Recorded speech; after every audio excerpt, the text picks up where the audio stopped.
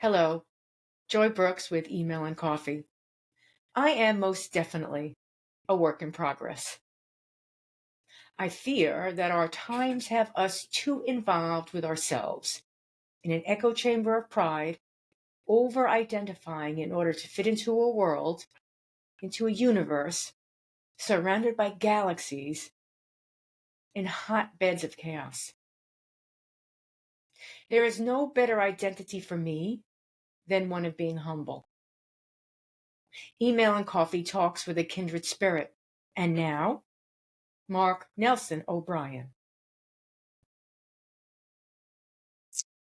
Hello, everyone. Joy Brooks, Email and Coffee with Lucy and Mark O'Brien. So tell us a little bit about yourself, Mark O'Brien, because Lucy can't talk. Okay. Well, I was actually hoping she would, but we'll get through it somehow. Really, me too. Wouldn't that be a miracle? I'm a guy who recognized even in high school that I was a late bloomer and was probably somewhere in the neighborhood of 10 years behind the curve, whatever that might be. So consistent with that, I didn't start college till I was 28. Didn't have the vaguest idea what I was going to do. Loved college, and thought I would probably go on to grad school, get a PhD, and teach. But I got married and had 2 sons instead. So that left neither time nor money to go to grad school. It just so happened that I got a freelance opportunity while I was still in school. I won't give you the details of that, but that led to my having the chance to get a full-time job at Aetna, the insurance company. So I stayed there for a couple of years, and then I ended up parlaying that into a position at Travelers Insurance Company, and was there for about 8 years. And then the department that I was in, which was the health insurance department, literally got blown up and given away. So I went out of there in the purge. So I then spent a couple of years at a public relations agency, went from there to a larger advertising and public relations agency, watched the owners of those 2 agencies make what I recognized to be some mistakes, particularly in their attempts to establish long-term trusting relationships. So in 2004, March 1st, 2004, I formally launched O'Brien Communications Group, which continues to go strong. I'll knock on my wooden desk, and never look back. When I went in to tell my boss that I was resigning, I probably ought to tell you too, I gave my notice on my 50th birthday, which was January 30th, 2004. I went in 8 o'clock in the morning. He closed the door and kept me in there for 2.5 hours, trying to convince me I was making an enormous mistake. This is a young man's business. You'll never be able to keep up. You'll never be able to retire, et cetera, et cetera, et cetera. So I just listened and thanked him and shook his hand, and that was that. Gave notice, but that was that. And here we are. And here you are. You share my late husband's birthday, January 30th. Wow. No kidding. Do you know who else we share that with? Who? FDR, Vanessa Redgrave, Gene Hackman. Oh, that's a good one. Christian Bale. Oh, Batman. And believe it or not, the doctor who delivered me. Oh. True. William Carey. That's nice. That's sweet. Yeah. As a matter of fact, January 30th is a holiday in Kentucky because of FDR's birthday. I don't really know why, but it is. Because they like him that much. Apparently they do. Was he born there in Kentucky? You know what? I don't believe so. I don't know for a fact, but I don't believe so. They just have a soft spot in their Yeah, Kentucky Soul. I think that was probably it. And to my story, I will add that I always knew I was a writer, and it took me a while to find my way in any serious way into that. But I still always recognized it about myself, and didn't really start to take it very seriously until probably in my 40s. I feel like I found myself in my 40s. I don't think that being a late bloomer is that strange. I also think that a lot of people will make a career and at some point in time will just say, I'm tired. I'm making a lot of money, perhaps, or whatever, but I'm tired of doing this and I'm doing what my heart's telling me to do, that I was always too afraid to do. Because if I don't do it, some point in time, I'm going to regret it. Yeah. Or maybe they just forever regret it because I also fell into marketing by mistake, but I came out of finance with a degree in archaeology. Wow. Wow. So, it's hard to go to college and know what you want to do. It really is. I thought I would teach, like you said. I thought I would teach, and then I taught for not a semester, but I taught at a free syllabus type of school where I set the syllabus up. And I thought, I can't do this. I'm not a people person. I want to just strangle these kids. Oh, So interesting. there was two things. I was not much younger, not much older than them. So here I'm 22, 23. They're 17, 16, 17. So if you add the years on, we're talking about like a 50-year-old and a 42-year-old. There's not that much difference at that. At some point, it's. In any case, I couldn't do it. I realized. So Dad said, get a job in the city, and I did. And I just kept working. It started off in finance, and I ended up working media, NBC television. I enjoyed that, and then started in publishing. Now, I also always liked writing. Something I thought to myself the other day was, I only write when I'm sad. Oh, interesting. Right? So what spurs you to write? Oh, I tell my wife, and she understands, God bless her. I can't not write. So I'm going to say that pretty much everything spurs me to write. I've written fiction. I've written.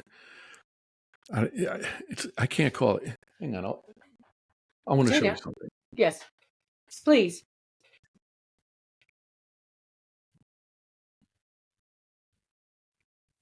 I don't think it's fair necessarily to call this nonfiction, but I've written this. Random Thoughts, a writer's notebook. Okay.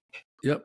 And if people are interested in anything I might have written, if you go on Amazon and type in my full name, which is Mark Nelson O'Brien, okay, they'll find it. So this is it's a collection of musings. That's really what it is. So that's not fiction. And sometimes I will, especially on a weekend, I might just come up here to my desk with a cup of coffee, not even having eaten breakfast yet, and sit down without the vaguest idea what I'm going to write.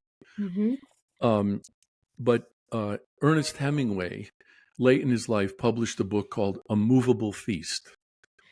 And in it, he was recalling his time in Paris as a young man. And he retained a separate room where he would go and write. And he said that there were some mornings that he felt like he couldn't write. So he would make it his job that day to write one true sentence. And that's what he said, write one true sentence, write the truest sentence that you know. So I typically find that if I do that, just write one sentence, Mhm. something will follow. Mhm. I don't need to know what it is. I don't need to make any attempt to predetermine it, but it will just follow. So I think that's the fairest way to put it. I'm pretty much moved by whatever moves me, but it doesn't have to be any Right. particular thing or mood. It's for me, it's very therapeutic. Mm-hmm. Because I'm in marketing, I write content all day long. Me too. So, at the end of the day, which is when I have otherwise set aside time for me to write, because I have all um, the spontaneous tools at the Mhm. table in the kitchen, so I could sit down and read this journal that somebody else has written to get an idea of what I should be writing, and I do it, and it's stuck.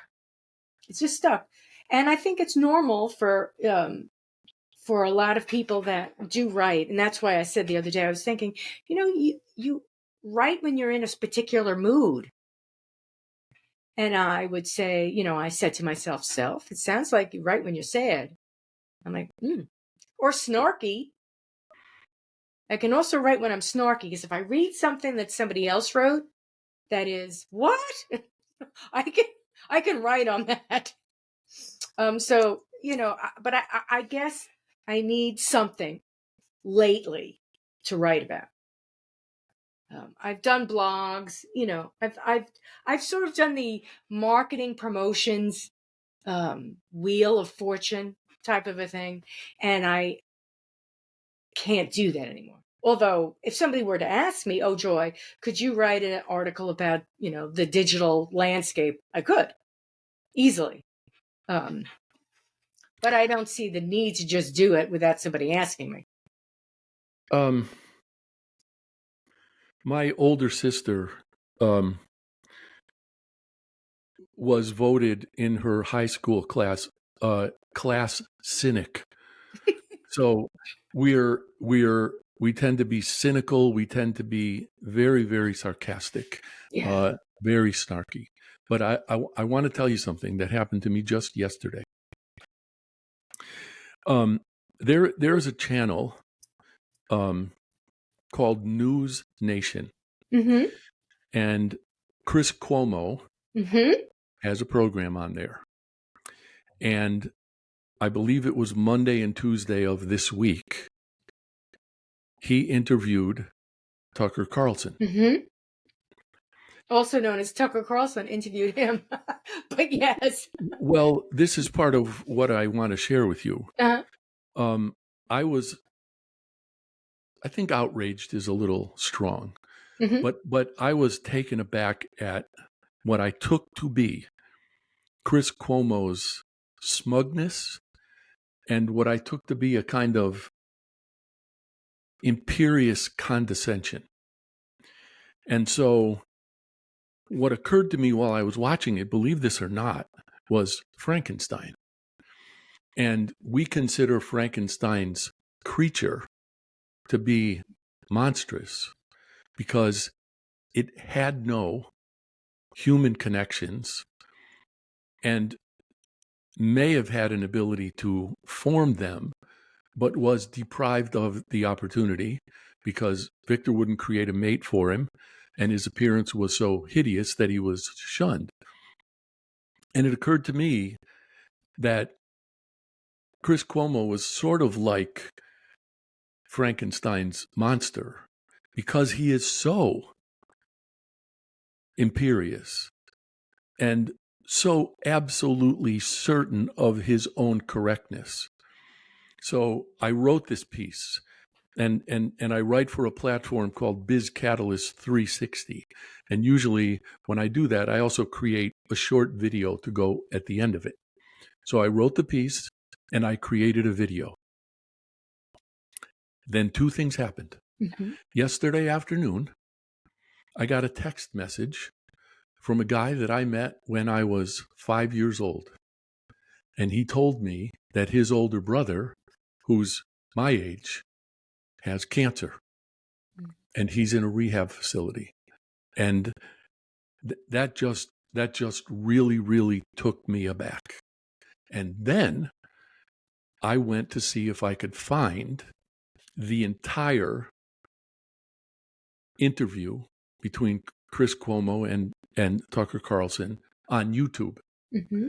And what I found was Mm-hmm. Tucker Carlson's video. Mm-hmm. And what I learned was Mm-hmm. when Tucker Carlson got let go from Fox, Mm-hmm. Chris Cuomo called him. Mm-hmm. And he called him because he said, you absolutely savaged me on your program, but we're professional peers. What happened to you happened to me, and I knew you had to be in pain. And he said, we are losing our ability to connect to each other as human beings because we don't and won't talk to each other. Mm-hmm. And I also learned from finding that video that what I had watched on News Nation Mm-hmm. was recorded in Tucker Carlson's home Mm-hmm. because Tucker Carlson invited Chris Cuomo there. Right. I saw that. I saw that the other day. Okay. After those things transpired yesterday, Mm-hmm. I threw away what I wrote Mm-hmm. and I deleted the email because it was a kick in the pants. Mm-hmm. It was a reminder of my own tendency to judge, and all of the events of yesterday afternoon translated into a huge dose of humility. Which is, every once in a while, a big plate of humility is it's not tasty, but it's humbling, and it's real. It's like mushrooms. It's very earthy. Like, oh, you know what? Gotta watch that because Yep. I have done that many times myself. Yep. I was at it was a St. Patty's Day parade, and I heckled a local politician, and that politician looked me square in the face, and I thought to myself, why did I do that? Why did I do that? He's a human being. He may be son of a bitch. He may be, but you know something?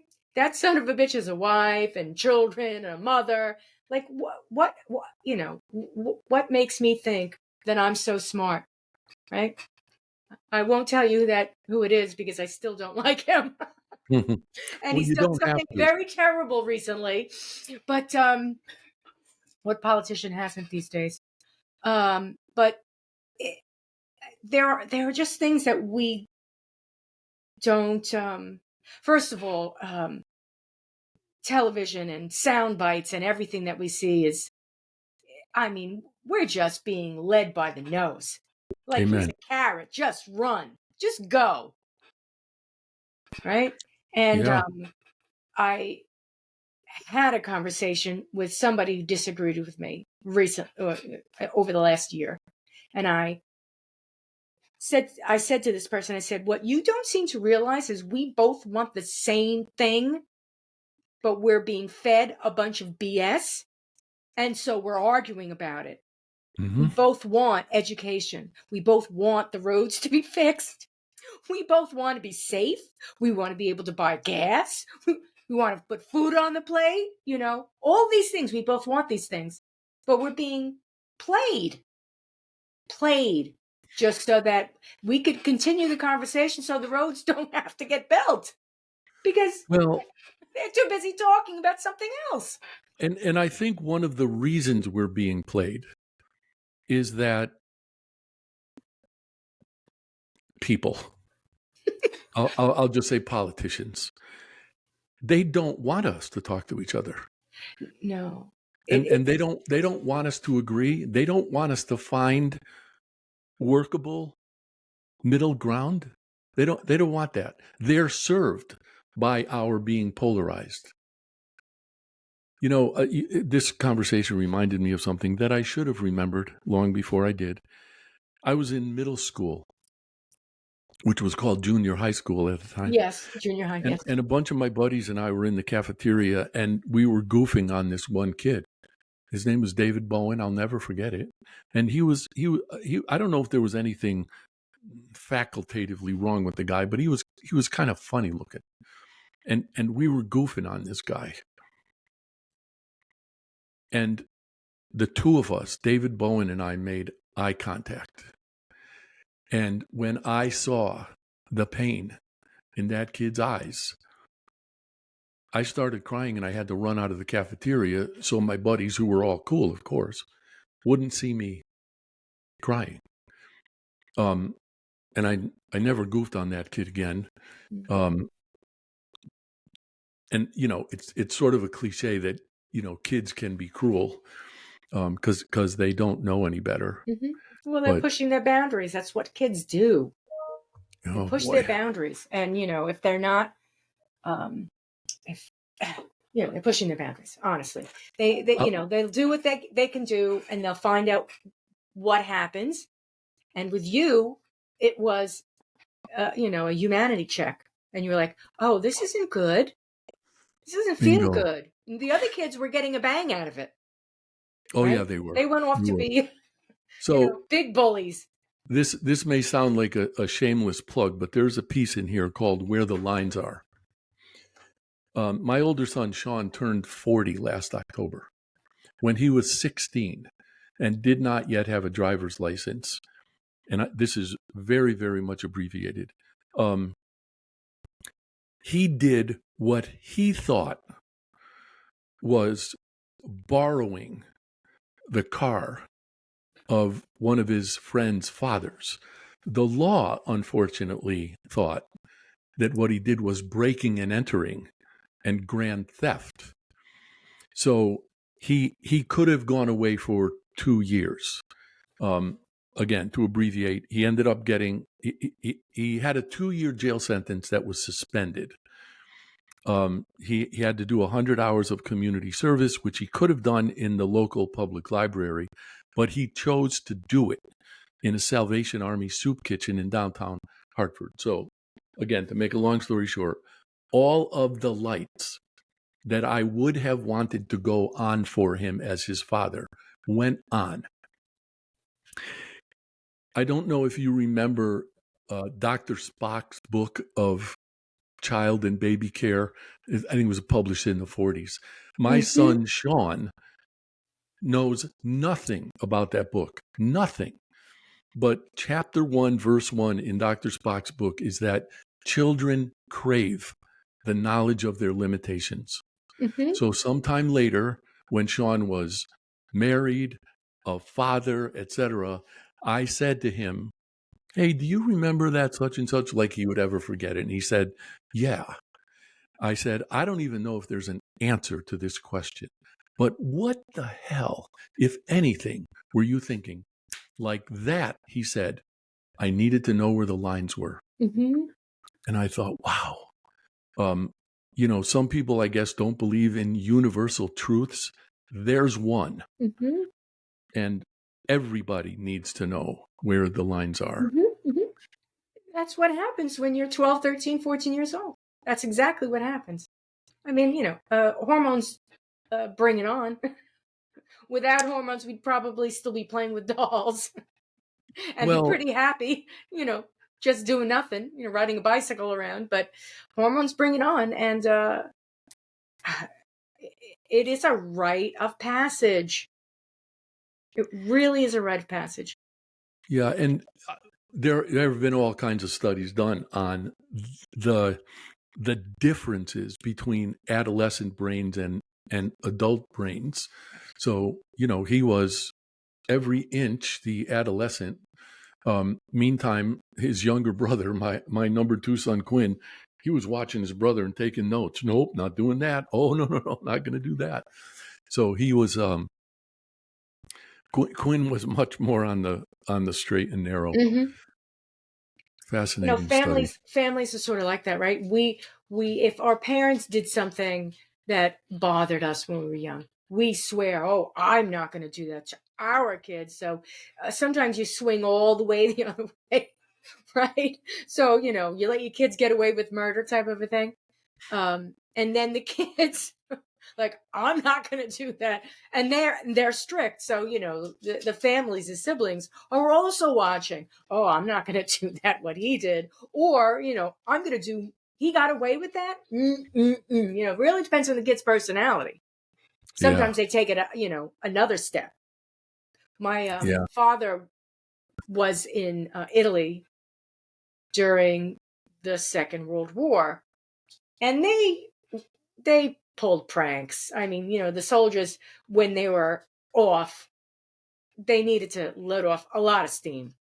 So being in Italy, he told us at the table a story about the guys would go into the town square, where there was always a fountain, and they'd fill it with soap. Right? Now, at that time, I was probably 6, 7, 8, and my sister was 6 years older than I was. So, preteen or teen. And in those days, my sister was allowed to take me my mother would drive us, take me to the mall. My mother would drive us there. My mother would pick us up to get us out of the house. So my sister took me to the mall. Well, she bought probably Dove or some sort of soap. Oh, and she put it in the fountain. We got arrested. I was going to ask if she got caught. Oh, she got mall police. They called my mother. My mother came, took us home. My mother never needed to say, wait till your father gets home. That she was the disciplinarian. No doubt. So, Dad came home. I really think that he was laughing. I think he was laughing at the story. He thought it funny. And I don't think my mother thought it was funny. So, Oh, no, I'm sure she didn't. Everybody. We do. Everybody who was, and I did moronic things that I was just so unbelievably lucky to get away with. But so many people involved in my son Sean's situation did effective things, and I'll give you one example. His mother and I were divorced at that time, so that's a whole other story. She was not much of a participant, so I took him to his appointments, I got his attorney, blah blah blah. But I had to take him to his booking. So we're sitting in the lobby at the police department, and a cop comes out. He says, "Sean O'Brien," and we both stand up, and he points at me and he goes, "Not you. Sit." So I sat back down, and he took Sean away. They came back a little while later. I could see Sean still had the smudges of ink on his fingertips, but I could also tell, because he was somewhere between pale and green and completely freaked, that something got to him. And I said, what happened? And he said, you know the cop that took me away? I said, yeah. He said, he took me down through the lockup. And I said, well, what did you see things that freaked you out? And he goes, no. I said, what is it then? He goes, the smell. You wouldn't believe the smell. And I thought, that cop's a genius. He's an absolute genius. My son could have been, because the car was taken in one place and abandoned in another, he could have actually faced charges in 2 different jurisdictions. One of them being Hartford, that had this notorious place called the Morgan Street Lockup. And I happened to be in a gym one night talking to a buddy of mine who, believe it or not, is named Mark O'Brien, and he was a Hartford cop. And I was telling him the story. And I was telling him he was only going to face charges in West Hartford, which is genteel, to say the least. And he said, well, yeah, you're probably lucky. And I said, yeah, but why do you say that? And he said, is your son a badass? And I said, no, but he thinks he is. And Mark said to me, well, he's lucky then, because white boys don't do too good in the Morgan Street lockup. Mm.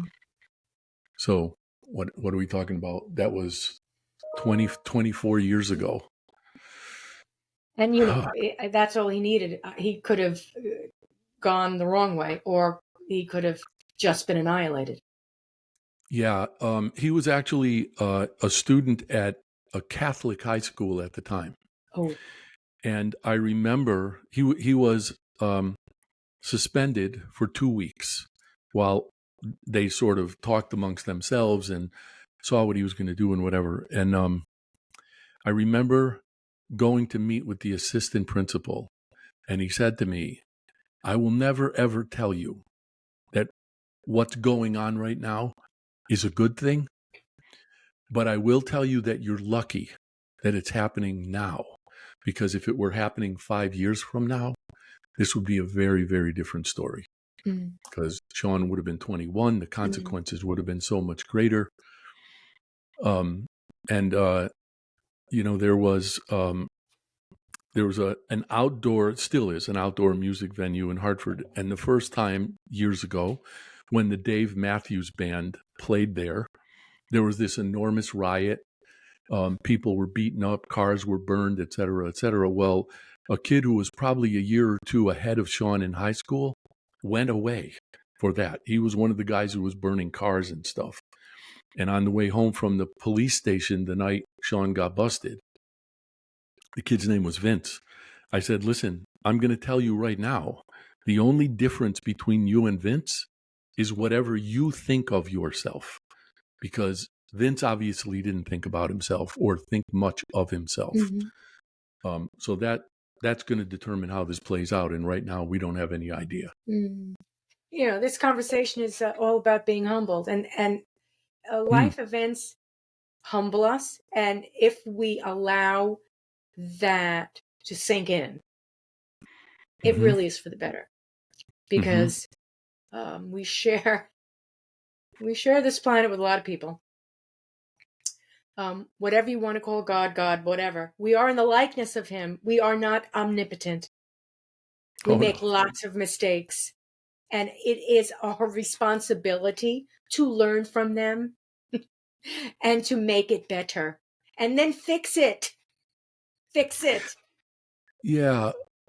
I for a very long time, and I sort of generally buy into the notion that God has a plan for all of us. But for the longest time, I thought it was my job to know what that plan was, and then somehow it just dawned on me that that's not my job at all.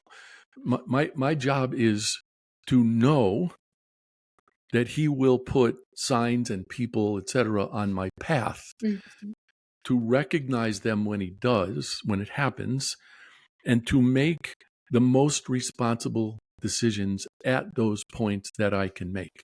And if I do those things, then things will sort of take care of themselves. And I don't know, maybe both of us are fortunate. I don't know. That's been my life, because I've made some pretty big, stupid mistakes, or some things have happened to me where there's like a Seinfeld episode where Jerry can't lose money. So he loses $25 and then he finds it in his underwear, in his drawer or something. That happens to me. I'll lose something, I'll get fired. And within 2 days, some job springs out of nowhere. Oh yeah. I'll be trying to manage something, can't figure it out, and I'll get introduced to somebody who's just able to jog my head a little bit and make it think in a different way. Yeah. Two things occur to me actually.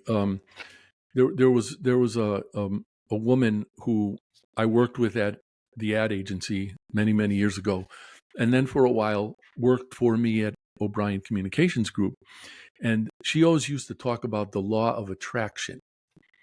And her notion was that you can put stuff out in the universe and essentially attract what you want. The other thing that occurs to me is the notion that nature abhors a vacuum. And in the 20 years that I've been in business for myself, every time I've lost a piece of business and freaked out about it, I got at least two more to replace it. And I don't worry about that anymore. Yeah. Because there's always a reason. When we lose business, there's always a reason. And frankly, the biggest reason throughout our history has been we've positioned companies effectively enough that they've been bought by other companies. And when they are, we got to go. So obviously that leaves a vacuum. Right. But it But always... it's also, the law of attraction. The underlying meaning or definition of law of attraction is apply yourself. Oh, yeah. You apply yourself and you will figure it out. Mm-hmm. You will actually, you're thinking you're attracting it, but you're actually solving the problem. The law of attraction doesn't mean put it out there and sit in your house and wait for it to knock on your door. Well, That's I not learned going to that. happen. But Yeah. if you put it out there and you meet with people and you apply yourself and you do all the right things, good things will happen. Yeah. I had actually started another business in the late 80s, early 90s. And I made two mistakes. One was I made the mistake you just described. I thought the world was going to beat a path to my door, and I couldn't figure out why it didn't. And the other thing is, I attached my ego to that thing. Mm. And when it crashed, wow, I was just a wreck. So when I started the business that I have now, the first determination I made was that I was not going to attach my ego to it, because all I could do was the best I could do. And if that turned out not to be enough, I would do something else. Mm-hmm. But again, I wasn't going to make that same kind of an attachment. And I want to tell you one more thing. When I left the ad agency to start my business, I was terrified. And I mean terrified. The only thing that scared me more was the idea of having to wake up 10 years later and think, come on, what if you had given that a shot? You don't have any idea. You denied yourself that opportunity. The other thing that happened is, and my sister is 6 years older than me. I was driving home that night and my phone rang, and I answered it, and it was my sister, and she was calling for two reasons. One, to wish me a happy birthday, and two, to tell me that her husband had just been diagnosed with prostate cancer. And her husband, went to the Naval Academy, did 35 years of active duty, came out, went to work for Booz Allen. I mean, this guy is completely squared away. And I knew what he was going to do. I knew he was going to research all of the treatment options for it. He was going to pick one, and he was going to find the place where he could get that treatment. And he ended up at Sloan Kettering in New York. And he beat the cancer, which I also knew he was going to do. And I got home that night and I was thinking, are you for real? You're terrified because you are taking the chance on starting a business, and Dickie is looking down the barrel of cancer and you're the one who's scared? Come on. And it was just, you know what? I'm going to go back to what you said before. The underlying theme of this conversation is humility. Yeah, humility, really. And there I was watching the Tucker Carlson, Chris Cuomo. I think I do a lot of streaming, so very rarely do I watch anything on TV. But what I will do is I've got a YouTube subscription. So once I see something online that I want to watch, I'll put it on the television. So often at night, I'll put some podcast on, some streaming content, and Mm-hmm. I'll play around in the kitchen. And I found this, and I was like, "Oh, this is going to be interesting, right?" Because they're both cocky. Oh, no doubt. They're both cocky. So I'm like, okay, let's see what happens here. And it was refreshing to see what Cuomo said and what Tucker said. And Yeah. I thought, people will probably be like, oh, I'm not going to watch it because Chris Cuomo's on it. Or I'm not going to watch it because, Tucker Carlson's on it. And if anybody on either side would listen to it, they would say, you know what, we got to cut this out because we really need to listen. And at the beginning of what I found on YouTube, which had been put there by Tucker Carlson, Mm-hmm. Chris Cuomo said something to him, something to the effect that, when you were taking all those shots at me, I was really, really angry. And Tucker just kind of laughed and he said, I gave you more than enough reason to be angry. And so here we go again. I ended up being impressed with the humility of both of them. Mm-hmm. Which is, and by the way, at the beginning of the piece that I ultimately threw away, I said, I don't know if you love Tucker Carlson or hate him. I don't even know what I think about him. Yeah, I don't know. The only thing that I recall most about Tucker Carlson is that he's a fellow Trinity College alum, as is George Will, by the way. What I think is interesting is that, and I'm not saying that they both have talent, equal talent, any talent. What I am saying is when you get canceled and you have a voice, you can use that voice for better. Right? Now, a lot of people will, they're not really understanding that this whole thing with Elon Musk and X. I don't pretend to understand the whole thing because I don't. Elon is a very odd man. Oh, yeah, he is. Very odd man. But what's happening is that there's somewhat of an awakening happening. I don't know. Is it really the what is it, the dawn, the age of Aquarius? Something's happening where people on either sides are being handed the same line from either sides, the same line, and saying, "What? Me?" Right? Don Lemon could possibly recognize what's happening to him, but he won't. Oh, yeah. You have some talents that are recognizing what's happening. Yeah. And I just hope that they use it for the better because, I try to look at history and try to think to myself, this can't be any different than the way it used to be. I can't imagine during World War II, the moment it happened, everybody said in 1939 and whenever it started, yeah, let's go, nobody wanted to go to war. Yeah. You're exactly right. No one wanted to go to war. It took the Japanese bombing Pearl Harbor for us to get engaged in the war. In the meantime, all hell was breaking loose. Yeah. The UK was getting bombed to death. They would be speaking German right now. Well, all of Europe would. Well, yeah, that's I'm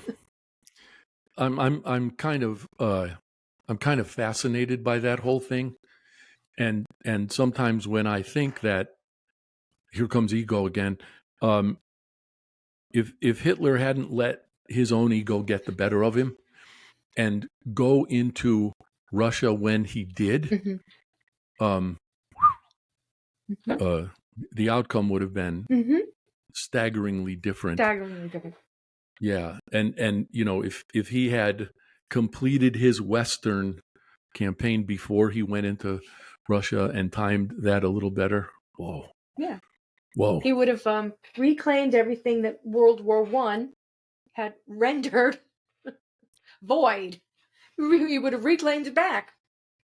Well, there's a wonderful book by a guy named Timothy Snyder, who's a historian at Yale, called Bloodlands, um, Europe between Hitler and Stalin. Mm-hmm.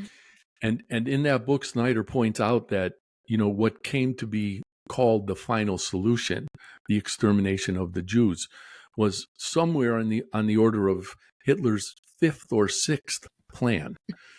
One of the things he wanted to do was to take all the Jews from Europe and put them on Madagascar. Mm. But he couldn't do that because the British Navy, effectively controlled the oceans.